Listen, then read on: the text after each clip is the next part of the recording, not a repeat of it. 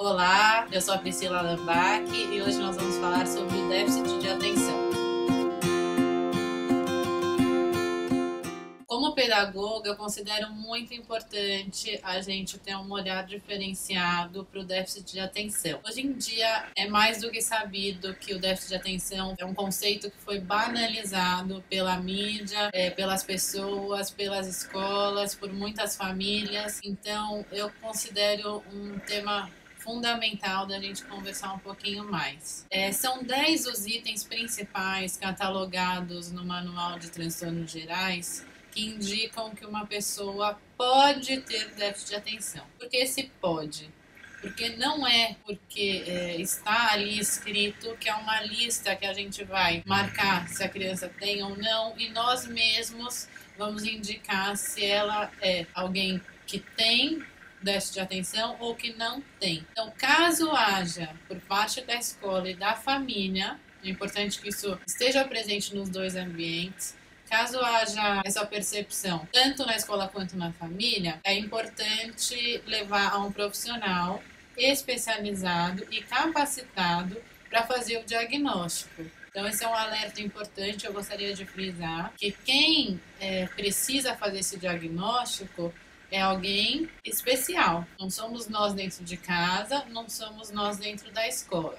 Então, o déficit de atenção, ele tem 10 pontos que são indicadores para um olhar mais atento com essa criança e para levar a um profissional especializado. Primeiro ponto é que a criança não consegue prestar vamos frisar essa palavra, muita atenção a detalhes. Ou seja, ela pode prestar atenção a alguns detalhes, porém ela não tem essa atenção focada e demorada em relação a um aspecto. O segundo ponto é, a criança erra por descuido. Muitas vezes a gente erra, isso é normal. É quase impossível que nós realizemos uma atividade sem cometer erro algum.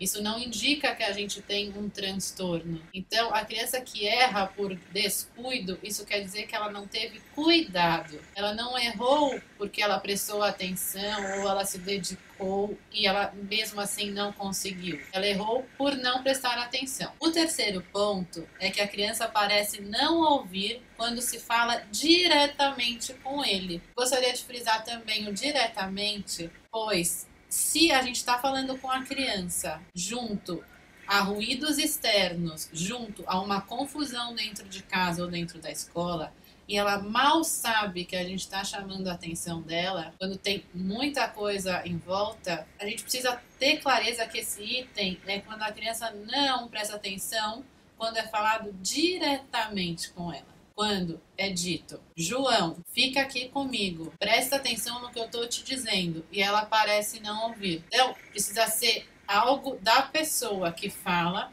com essa criança, entre elas. Não pode ter essa confusão na dinâmica escolar ou familiar para não confundir. O quarto ponto é de que a criança não segue instruções até o fim, ou seja, ela começa a seguir o passo 1, passo 2, passo 3 e o 4, 5, 6, 7, ela já não quer mais saber. E muitas vezes isso acarreta num problema sério do ponto de vista do desempenho escolar, pois muitas atividades requerem que a gente leia do começo ao fim.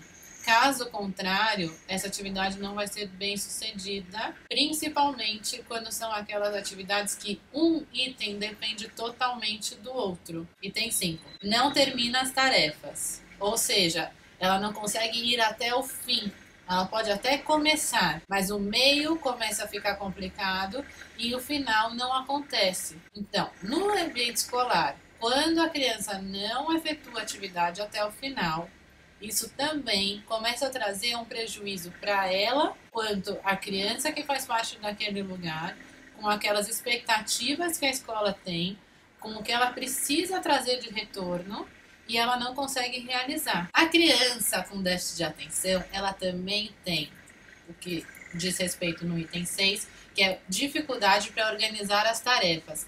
Ou seja, ela sabe o que é esperado que ela faça, lhe é dado comando, ou seja, a escola ou a família lhe pede algo solicita que seja feita uma atividade, mas ela não sabe nem por onde começar. Então, ali na frente dela tem um livro, tem material, lápis, canetinha, tem tudo. E aí? Quando chega a hora de começar, ela não sabe o que fazer. Então, é muita coisa que ela não consegue pôr em ordem, não consegue sequenciar a ponto de entender, ok, vou começar por aqui, vou separar esse material para depois. Então, ela tem dificuldade para organizar as tarefas. Mais do que isso, ela evita se envolver nessas tarefas. Além de evitar se envolver, ela não gosta de fazer parte dessas tarefas. Eu vou abrir um parênteses aqui, que a gente precisa ficar atento se é a criança ou é a tarefa. Porque muitas vezes, infelizmente, a tarefa é tão desinteressante, ela não apresenta nenhum desafio cognitivo ou social, afetivo para a criança, e ela não tem vontade de fazer, não por uma questão própria dela, mas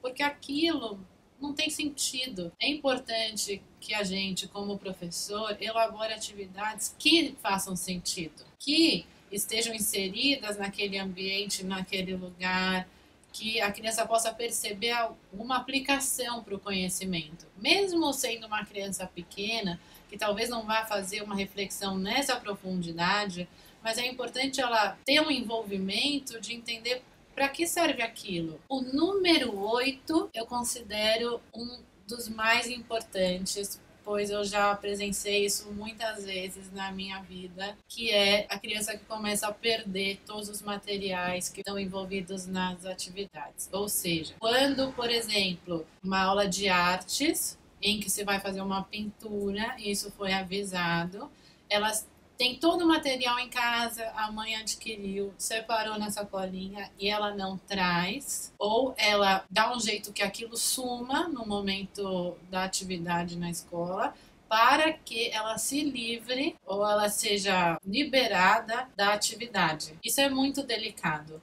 Quando a gente começa a perceber que o material não está lá, na mesa da criança, não porque ele não existe, mas porque ela não quer apresentar, a gente precisa começar a ficar atento, porque é uma boa escusa da atividade, uma boa maneira dela ficar fora, por falta de atenção, por ela não conseguir focar naquilo. O número 9 é distrai-se com estímulos externos. Que fique bem claro que esse estímulo externo não é, por exemplo, a queda de um balde d'água do terceiro andar do colégio, em que vai fazer um barulho imenso, um estrondo, que vai chamar a atenção de todas as crianças. Então, barulho muito grande, algo que aconteceu externo que é inevitável. Então, esse tipo de estímulo, todo mundo vai se voltar a ele, porque é algo que chama a atenção. No caso da criança que tem déficit de atenção, ela se distrai com estímulos que não deveria ou não poderia ou não seriam necessários naquele momento. Então, enquanto ocorre uma atividade na sala, se passou uma pessoa no corredor, pode olhar, mas vai olhar e vai voltar. Não vai olhar e se prender naquilo e desfocar da atividade. Por quê?